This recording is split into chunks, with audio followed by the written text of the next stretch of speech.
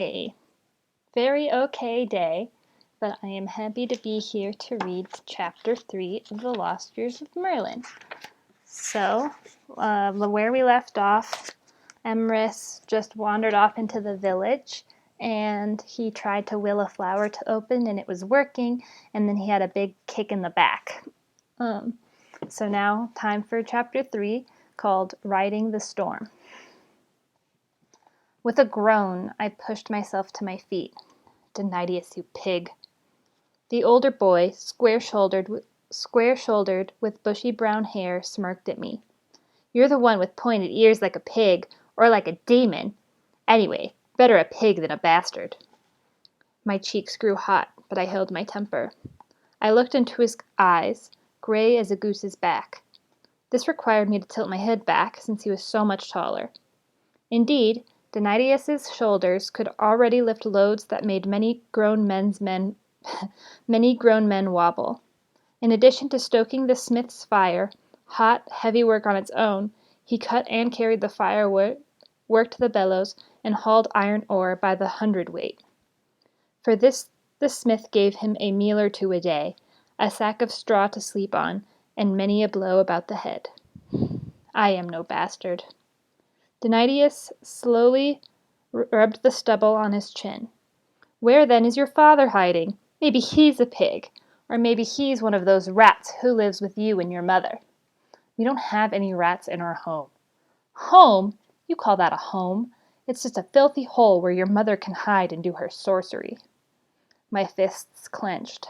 The taunts about me cut deep enough, but it was his crash mention of her that made my blood boil. Still, I knew that Deni-Deus wanted me to fight him. I also knew what the outcome would be. Better to hold my temper if I could. It would be very hard to keep my arms still, but my tongue, even harder. He who is made of air should not accuse the wind. What do you mean by that, bastard whelp? I had no idea where the words came from that I spoke next. I mean that you should not call somebody else bastard, since your father was just a Saxon mercenary who rode through his village one night and left nothing but you and an empty flask in his wake. Deni-Deus's mouth opened and then closed without a word. I realized that I had spoken words he had always feared, but never admitted were true. Words that struck more violently than clubs. His face reddened. Not so. My father was a Roman and a soldier. Everyone knows that. He glared at me. I'll show you who's the bastard. I stepped backward. Deni-Deus advanced on me. You are nothing, bastard, nothing! You have no father, no home, no name. Where did you steal the name Emrys, bastard? You are nothing, and you'll never be more. I winced at his words, even as I saw the rage swell in his eyes. I glanced about for some way to escape. I couldn't possibly outrun him, not without a head start.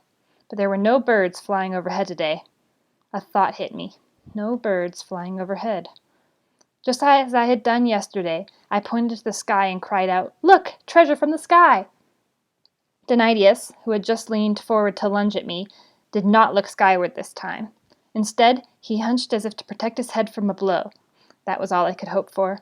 I turned and ran as fast as a frightened rabbit across the rain-soaked yard of the mill house. Roaring with rage, he flew after me. Come back, coward!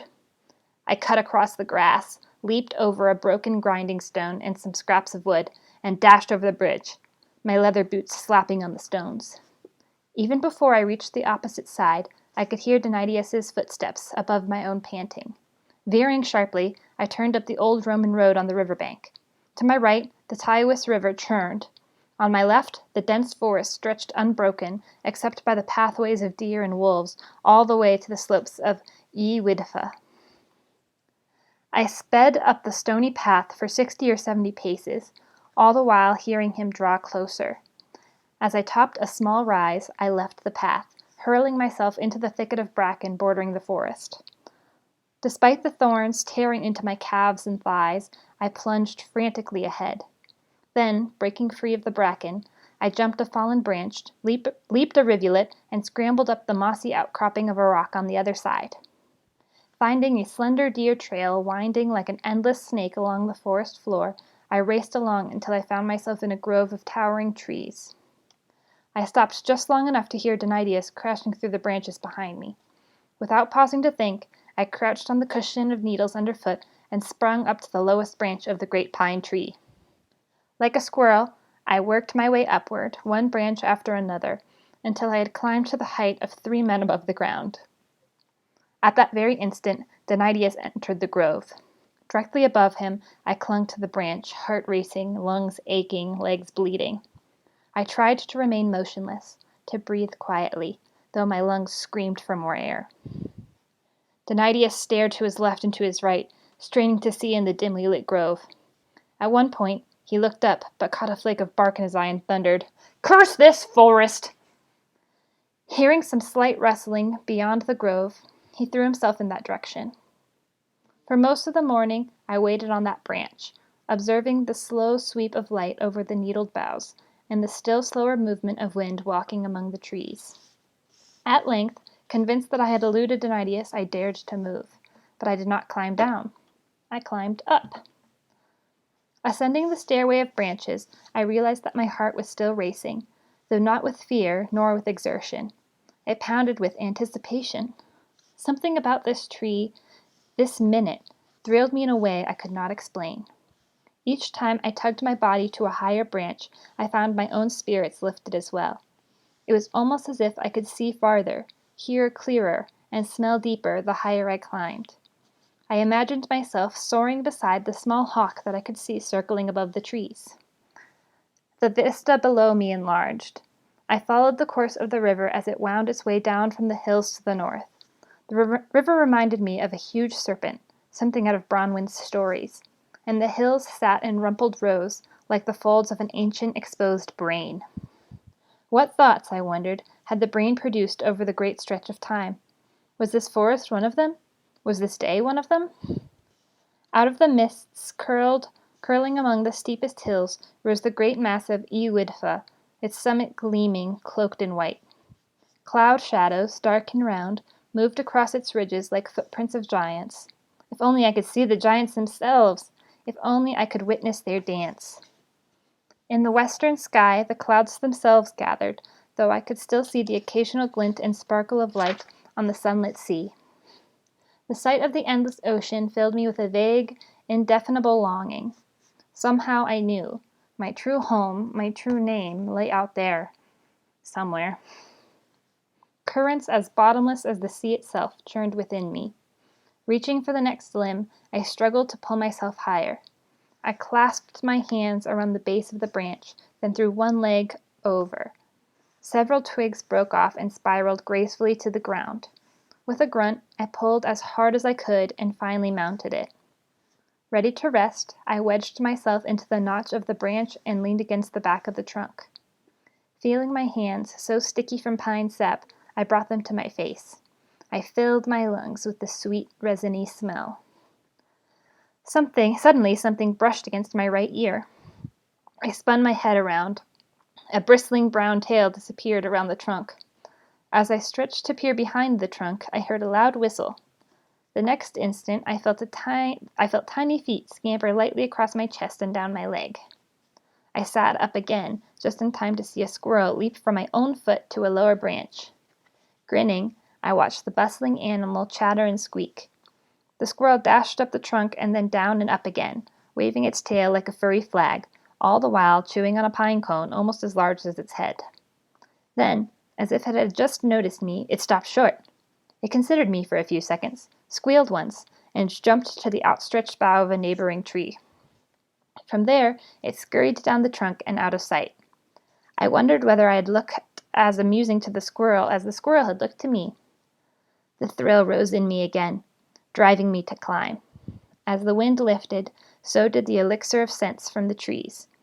Resins from chafing branches on every side poured over me, immersing me in a river of aromas. Again I saw the hawk, still circling overhead. I could not be sure, but I felt somehow that it was watching me, observing me for reasons of its own. The first rumble of thunder came as I hauled myself up to the highest branch that could support my weight. With it came a rumble more powerful still, the collective calling of thousands of trees bending with the same wind. I gazed across the sea of trees, their branches rippling like waves on water. I found that beneath the rumble I could hear their varying voices, the deep sighing of oak and the shrill snapping of hawthorn, the whooshing of pine and the cracking of ash. Needles clicked and leaves tapped. Trunks groaned and hollows whistled. All these voices and more joined to form one grand, undulating chorus, singing in a language not so distant from my own. As the wind swelled, my tree started to sway. Almost like a human body, it swung back and around, gently at first, then more and more wildly. While the swaying intensified, so did my fears that the trunk might snap and hurl me to the ground. But in time my confidence returned. Amazed at how the tree could be at once so flexible and so sturdy, I held on tight as it bent and waved, twisted and twirled, slicing curves and arcs through the air. With each graceful swing, I felt less a creature of the land and more part of the wind itself. The rain began falling, its sound merging with the splashing river and the singing trees. Branches streamed like waterfalls of green. Tiny rivers cascaded down every trunk, twisting through moss meadows and bark canyons. All the while I rode out the gale. I could not have felt wetter. I could not have felt freer. When, at last, the storm subsided, the entire world seemed newly born. Sunbeams danced on rain-washed leaves. Curling columns of mist rose from every glade. The forest's colors shone more vivid, its smells struck more fresh, and I understood, for the first time in my life, that the earth was always being remade, that life was always being renewed, that it may have been the afternoon of this particular day, but it was still the very morning of creation. Okay, well that was chapter 3. So tomorrow at 9 p.m. Pacific time, we will read chapter 4 called The Rag Pile. Okay, see you then.